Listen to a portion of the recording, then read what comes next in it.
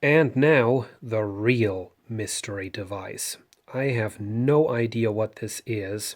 So let's go ahead and take off the cover, because I'm not going to plug this in until I know what's inside. The mystery device is not a mystery device anymore. The moment you've been waiting for, the top cover has been removed, and now is your last chance to take a guess what this could be. And now I'm going to tell you, this is a function generator with built-in frequency counter. So let's take a look inside. There it is. And now let's go through this in some more detail. Over here, obviously, power supply. However, this is a rather interesting one. It's a combination, a linear and a switch mode power supply. We have traditional 7815 linear voltage regulator over there, and then over on this side we have a switch mode power supply. So that's interesting. And this produces plus 12 volts, minus 12 volts, and some other voltages that are not labeled on the circuit board. And this connects to these binding posts. The power supply also connects to these binding posts, but I don't know what that does. It's probably a voltage output, however, it is hooked up right next to this IC, so it could be something else. Continuing over here, just because it makes sense, this is an XR2206 function generator circuit. And it does seem to be a bit of a deluxe circuit. We do have two transistors right here, so this might be a good implementation with an additional output amplifier, just to make this a bit more stable when you hook up a load to the output. There are also two op amps over there, so that's interesting. This is all controlled using this section of the front. We have these potentiometers to control the function generator. We have the buttons to probably switch the signal forms and the frequency range. This right here is an external input for the frequency counter. So this switches between internal and external source. And this is the output of the function generator. Now, moving on, this right here is a frequency counter. You can kind of see it says kilohertz right there. And this right here appears to be a reference frequency for the counter. There is a, as you can see, a little quartz crystal right there, as well as an IC that connects to over here. I guess this would normally take the mains frequency as a reference, because it does have two bridges there, 50 Hertz and 60 Hertz.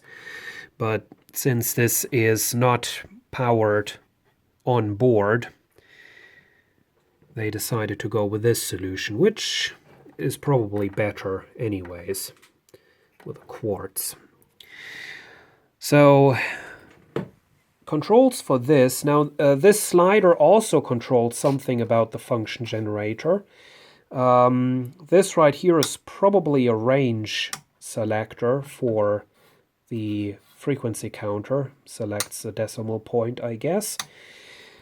And, well, that's it, I guess. There you have it. So let's go ahead, plug it in. Okay, we are plugged into the mains. Let's turn on the power and see what happens. Nothing happens. I guess the unit is turned off. And there we go.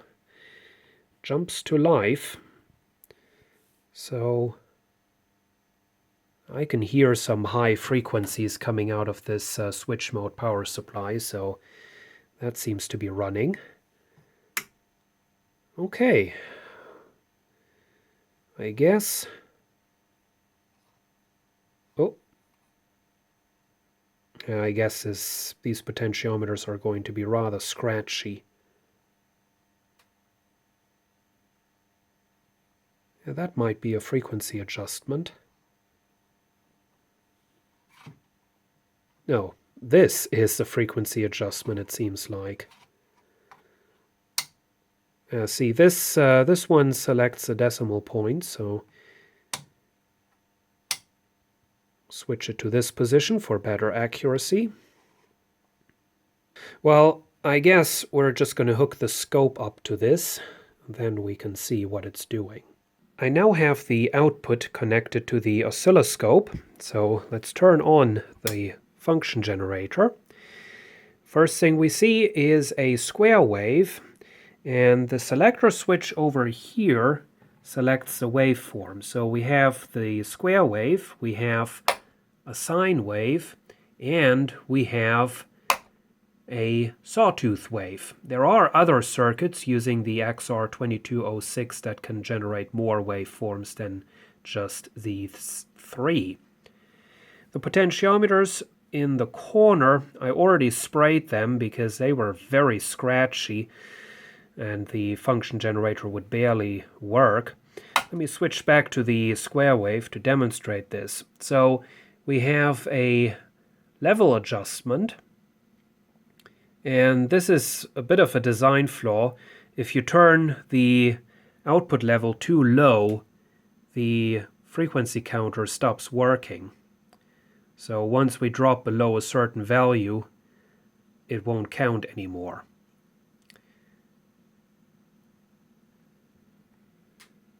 We also have some adjustments up here. We have an offset adjustment.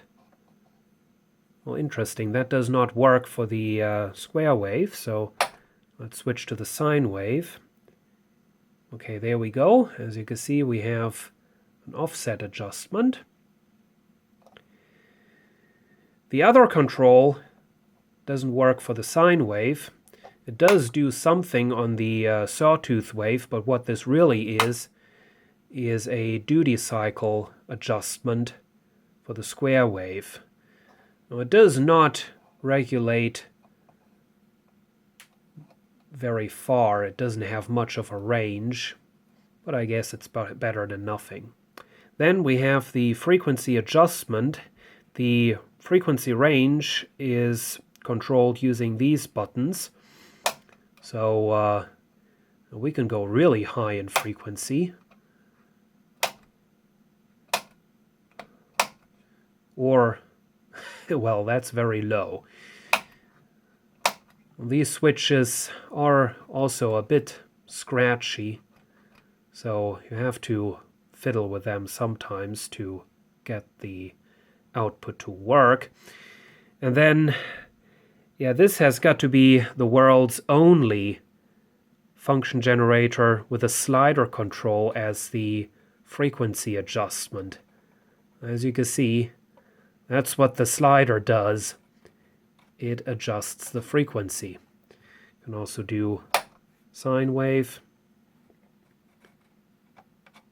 That's the frequency adjustment right there. And I guess that's the basic functions of this function generator covered. And the final question, what is up with the binding posts on the front? Well, I just used the voltmeter and the oscilloscope to figure that out. We have positive 14.5 volts, positive 5 volts. These are ground terminals, obviously. Another ground terminal. And, very interesting, a 50 Hertz reference signal. TTL compatible 5 volts, 50 Hertz pulse wave. And this is actually coming out of the power supply. So we have two 50 Hertz references in this device, one in the power supply And one, of course, right here, the quartz crystal reference for the frequency counter. And I also measured this, and that's exactly what this is. 50 Hertz reference signal. Also TTL compatible.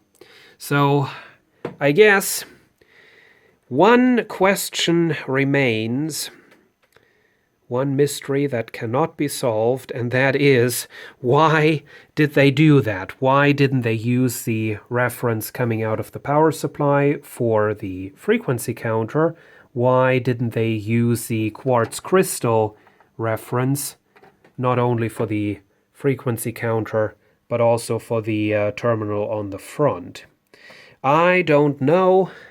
So that's that. Anyway, I guess we have this unit mostly figured out. It's not a mystery device anymore. Instead, it is quite a useful piece of test equipment. So I will be fixing this up. I will be cleaning it. And most importantly, I will install some labels on the front. So that's it. Thank you for watching.